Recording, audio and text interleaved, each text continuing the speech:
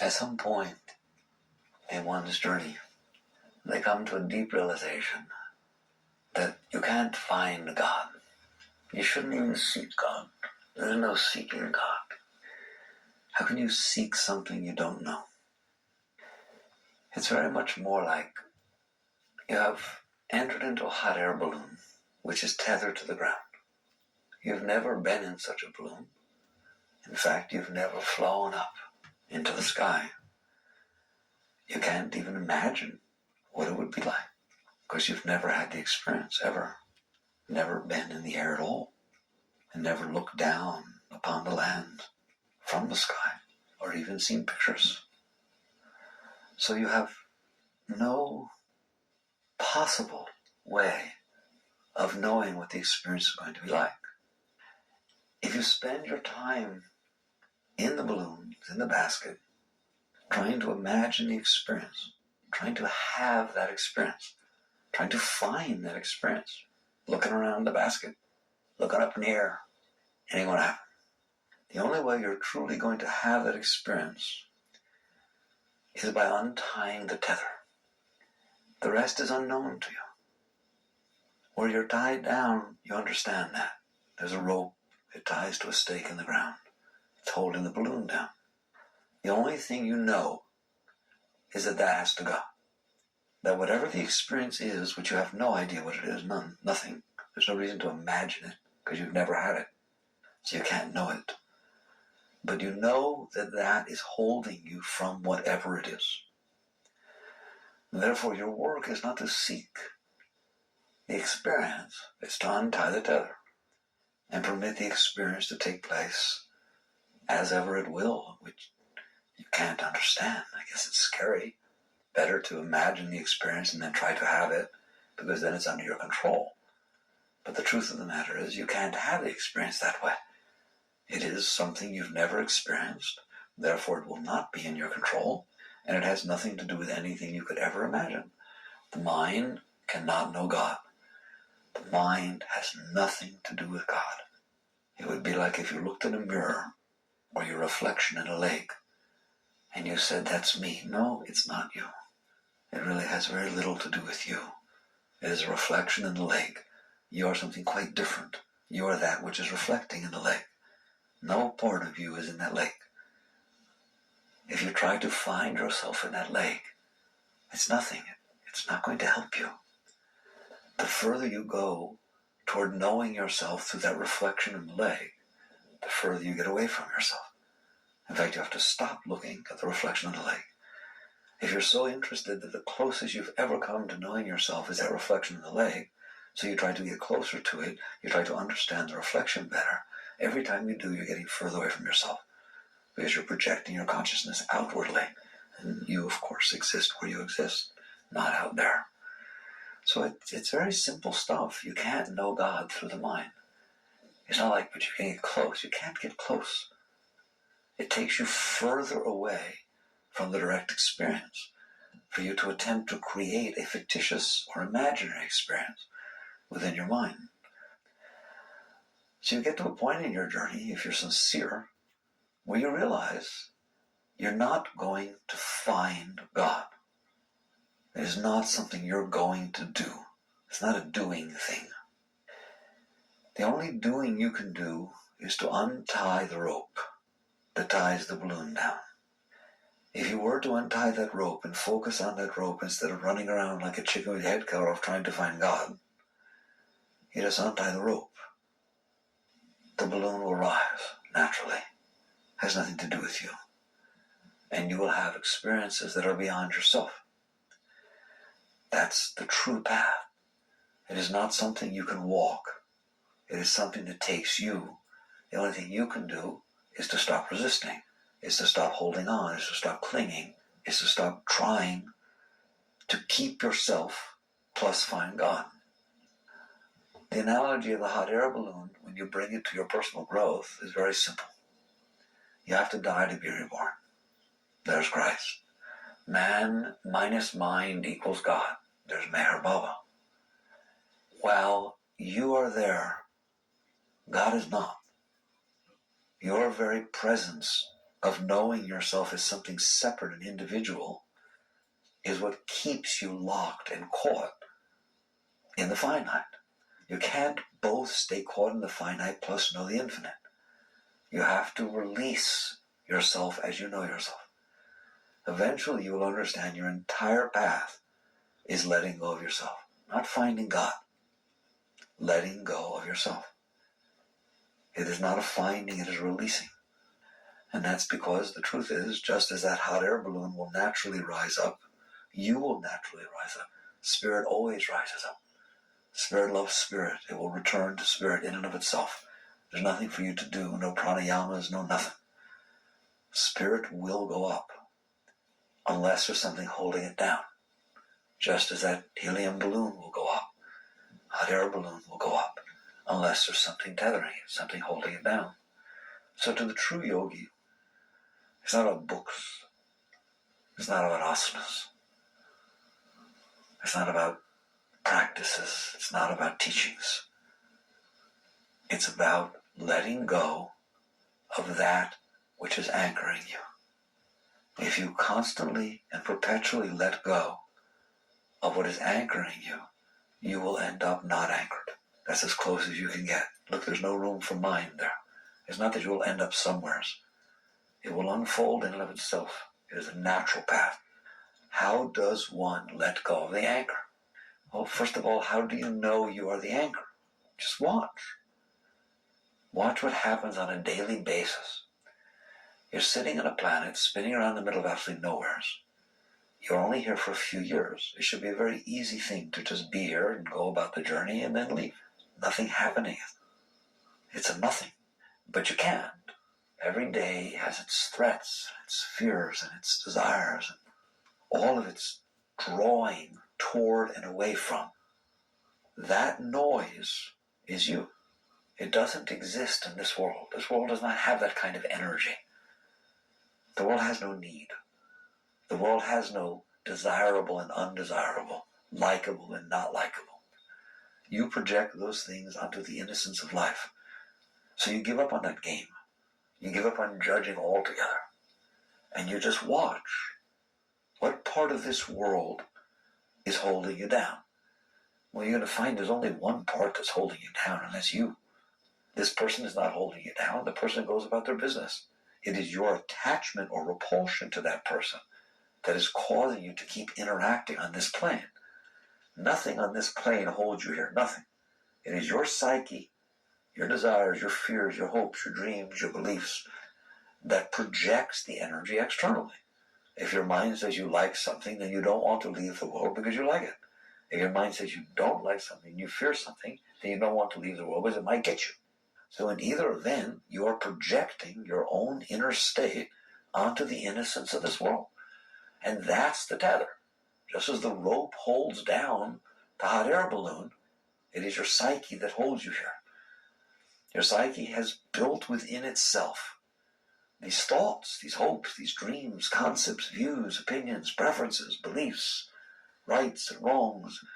It has built that up, and then it looks out into the world through that. And then your energy, your heart, your soul, your chi, your shakti, is projected out into form because of that. It is either projected for and tries to cling and grab and get external, or is against, tries to keep away and push and protect yourself from. But in either event, you ain't going nowheres. You're staying here. Why? Because you did that. It's not a punishment. It's just the law. Am I being punished because the tether, the rope, is holding down the hot air balloon? No. It's just an anchor and it happens to be tied. You're not punished, untie it, you're not tied. It's that simple. Stop doing that with your psyche and you will go to God instantaneously. That's how long it takes. That's how long it takes for that hot air. You do anything you can to get that hot air balloon up, but don't untie the rope. You'll be there a long time. And it doesn't matter what you do. I don't care what you do. Build a better balloon. Paint the rope, all kinds of pretty pictures. Do mantras and arti to it, or do whatever you want. Clue in. It's physics. If you don't untie the rope, you ain't going up. This is metaphysics. If you don't untie the rope, you're not going up. I don't care what you do. People miss that. They sit there and they're very attracted to something and repulsed by something else, for and against. They get on a spiritual journey, they say, oh, look at this. That's what's holding me down. I'm attracted to this, and I'm afraid of that. You know what I'm going to do? I'm going to renounce that which I'm attracted to. I'm not going to ignore it. I'm going to keep it away from me, and I'm going to stand there boldly when that which I'm afraid of comes to me. Oh, so you're going to stay here on this plane. He's going to paint the rope a different color. I'll move it over here, or I'll do this, I'll do that. You didn't untie anything. You played opposite day. That which I used to like, I won't, and that which I used to be afraid of, I'll stay with. And that result, you didn't change anything of any interest to a yogi. You kept a psyche attached to this world. You kept defining your spirituality in relationship to this world, either for something or renouncing something. In both cases, you are leaving impressions upon your psyche which are causing your chi, your shakti, your energy to project outward, either to get or keep away from. That's your anchor. And eventually you get to understand this.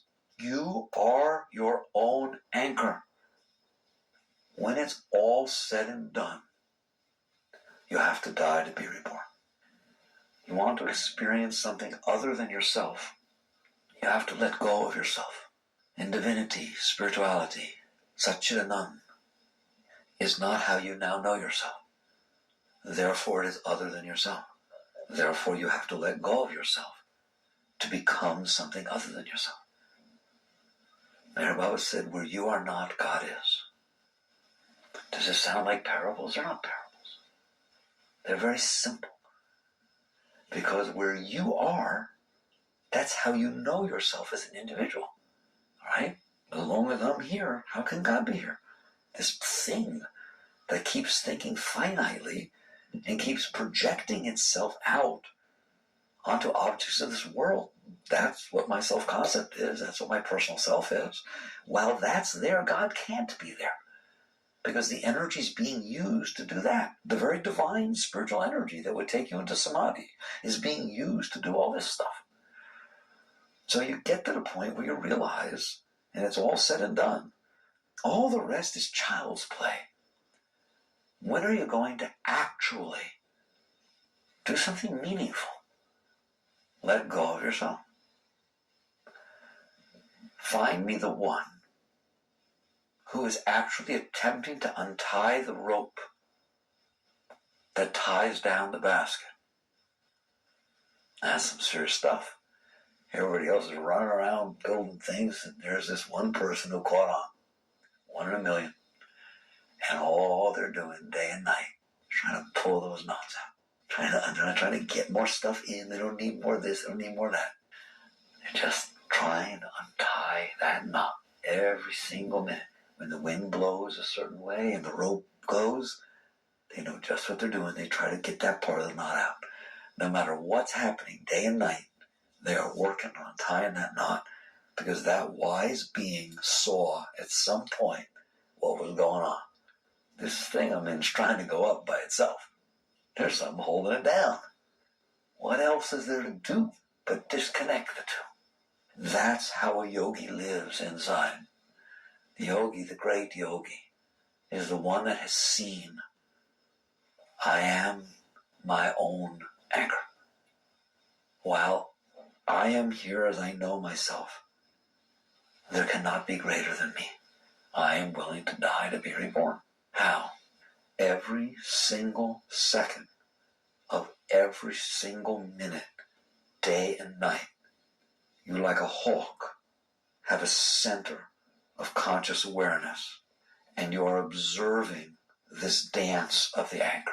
You are watching the anchor be an anchor. You are watching what energy grabs out toward.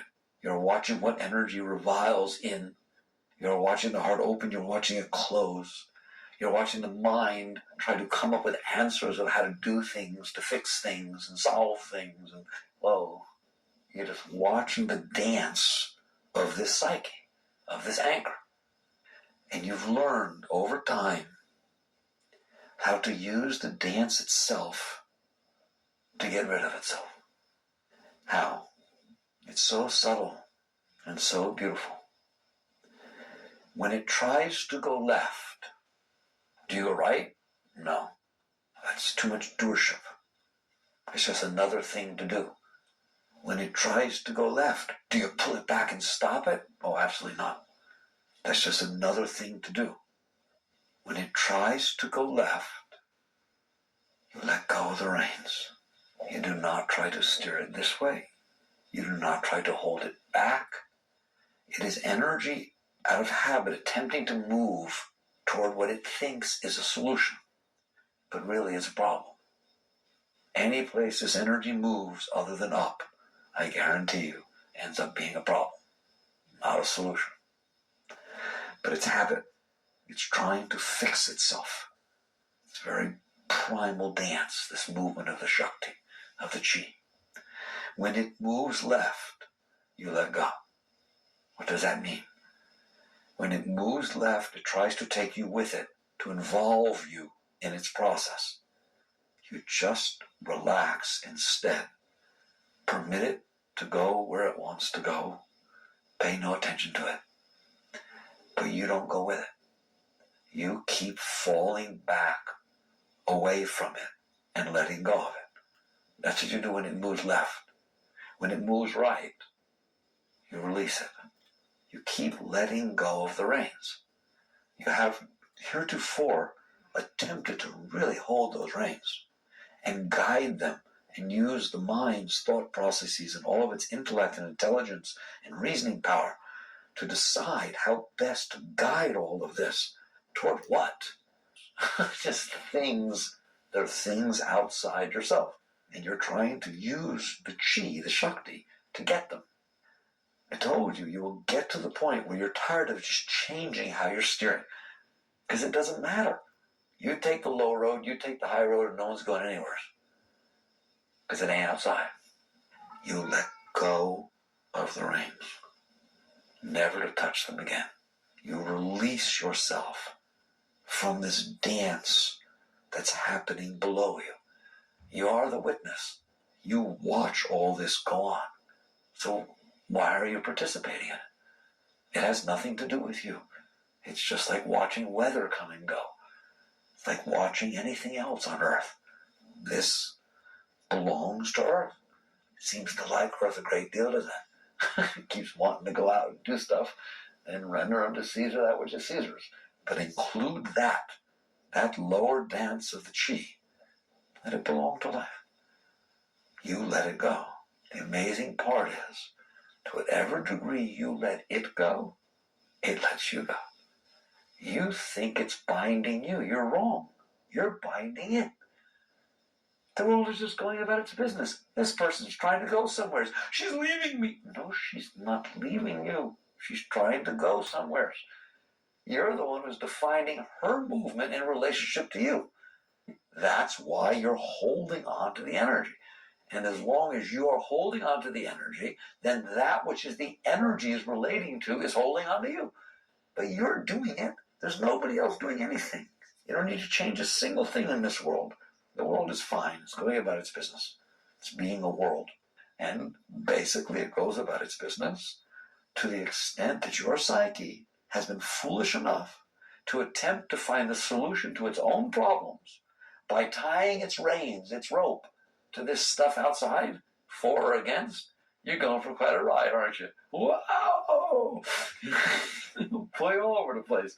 You wait till you see where you go, including your little spiritual journey. It doesn't matter. As long as you're trying to solve your inner problem by projecting your solutions outside, you're going for a ride. Let go. Take your hands off. The energies will move. It seems like they're going to go crazy, out of control. They won't. They're just as the body can run itself, just as the blood can run itself, just as the liver and the kidney can run themselves. Why in the world do you think that this lower dance of the Shakti can't take care of itself? In fact, it can take care of itself perfectly well. It can come into its own harmony, but you won't let it. Because your deep-seated problems inside, you're attempting to use this dance of the chi, of the Shakti, to control and manipulate outside to get it the way you need it to be okay inside. And you will never, ever do so. Nobody has ever done so.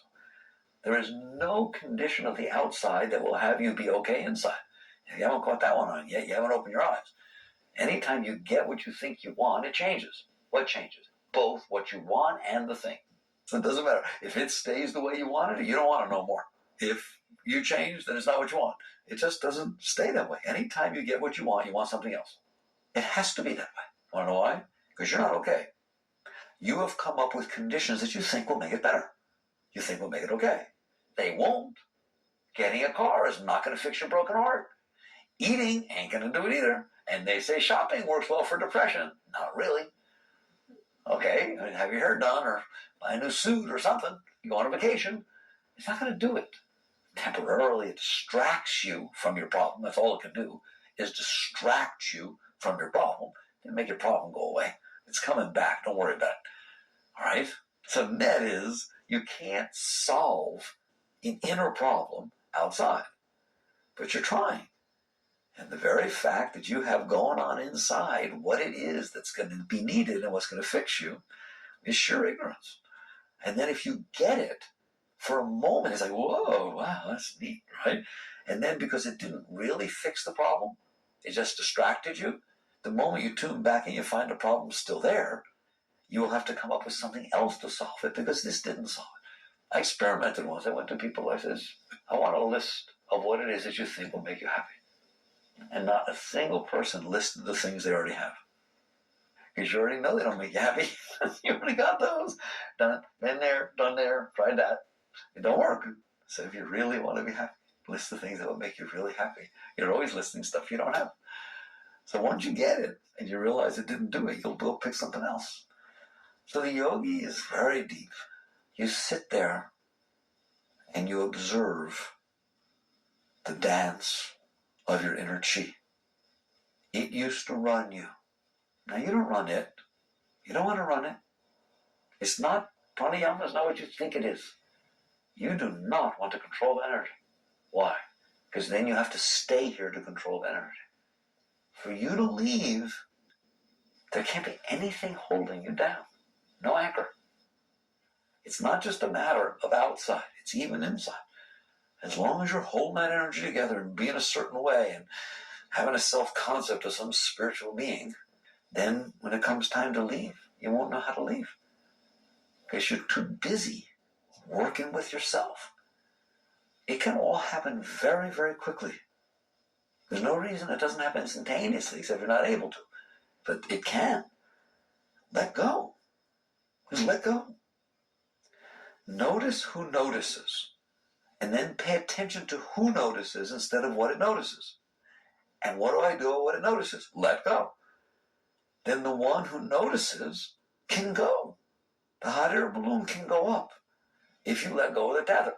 Now it becomes fascinating the more you look, because you're sitting there trying to untie those knots. You know how few people get those knots untied? You want to know why? Very few even realize that's what's causing the tether. The reason the balloon don't go up is because they're sitting there and this thing's tied to a rope. And then finally they catch on. Say, wow. They sit there and they're trying to untie this thing and they can't quite figure it out. You don't know why? It's not tied. It is the very act that you are holding on to it, even to try and untie it.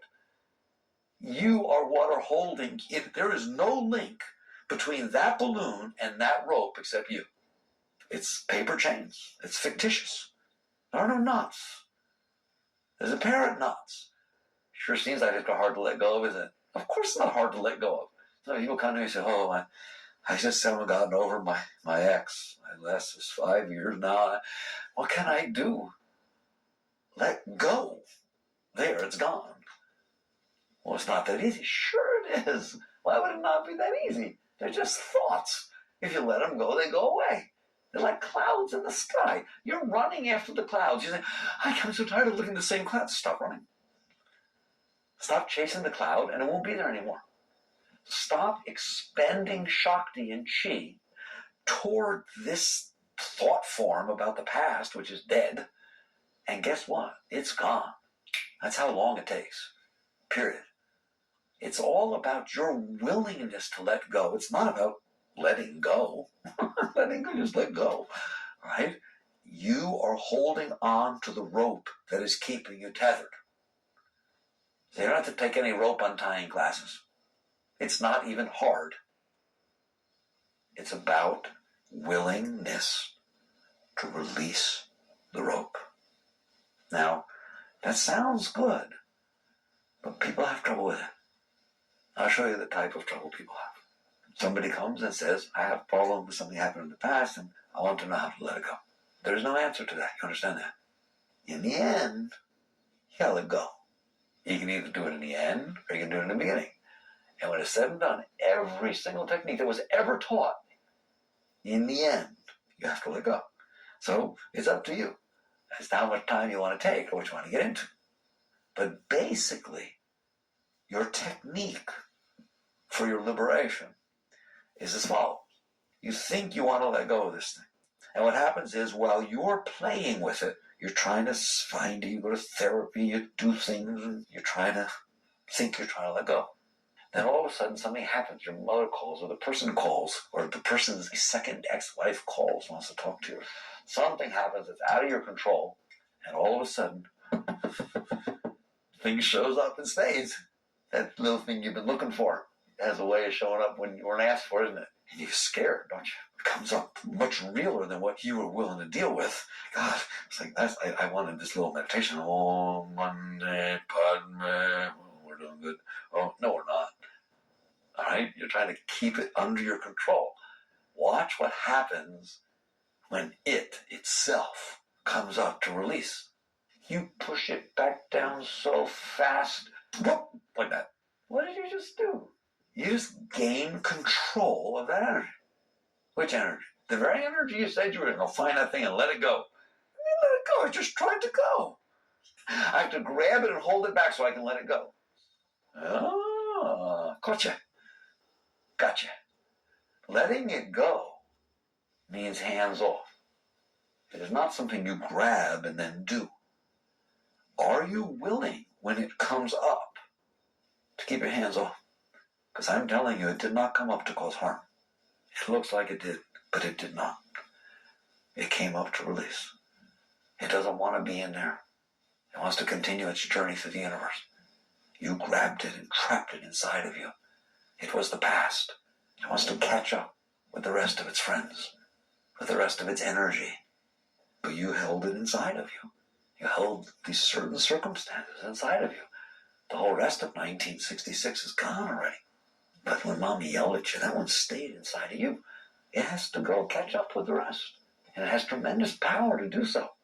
You know that. Look how much power it takes to hold it down. It will try to come up. Are you willing to let it? It's that simple. What do I do when it tries to come up? Just to even ask the question like that. It's to say, I don't really want to let it go. You're not really asking what do I do when it comes up. I already told you, don't do anything. Let it come up. Let it go. Sit there. Fall back behind it. Keep your hands to yourself. Let it release itself. All right? But you say, what do I do when it came up? What you mean is, I don't want to feel it. I don't have to go through that experience. Well, then you don't want to go to God. Because if you don't want to let go of that rope, then you don't want to take a hot air balloon ride. And you can stand there all day and think about what it would be like, but you'll never find out. And that's just playing with your mind. You have to be willing to let go of the rope. There are lots of conditions and situations where you have the opportunity to let go of the rope. One of them is what I just described. When something from the past is trying to release. It knows how to release itself. You're the captor. It's not hurting you. You're holding on to it. And that's what, by the way, meditation and yoga and all these things, what they're about is getting you centered enough, practicing, if you will, so that when this energy moves, you can keep your hands to yourself. They are not the journey. They are practice devices so that when the journey confronts you, you are prepared, better ready to utilize it for your liberation. So it is always about letting go. as willing as you are to let go of the rope is as much as you will ascend. You cannot pedal. You cannot row. You cannot stroke or swim or jump. Because it's you doing it. And as long as you're there, it's not going to happen. The only thing that you're permitted to do is nothing. That's the only thing you're permitted to do, is release the tendency to do something. So when the tendency to act about this energy takes place, your last act of will is the relaxation of releasing that tendency. That's letting go of the rope. You let go of the rope. Now you think, if I did that, because you're talking about not doing, the world will fall apart. I won't have any money. I won't have any relationships. I won't take care of the kids. I won't have anything, because I will constantly let go of the tendency to act. What will happen then? I guess letting go like that is only for the yogis in the mountains. We worldly people, we can't get there. Well, that's wrong. The amazing part is if you let go of your personal self constantly, perpetually, and completely, without any thought of anything, the energy of life takes what's left of you. And without you being the doer, things unfold and life unfolds. And you may marry, you may have children, you may not. You may be rich, you may be poor. All sorts of things happen in life, just as weather comes and goes without you doing it. Just because you let go, the weather doesn't stop. Just because you let go, life doesn't stop. Life never belonged to you anyways. You thought it did. That's why you made such a mess. The more you let go, the more it takes care of itself. The more it harmonizes itself. And you end up in what we call the Tao. Just the effortless flow of the unfolding of life. It's just quiet in the middle. But it doesn't necessarily look quiet to others.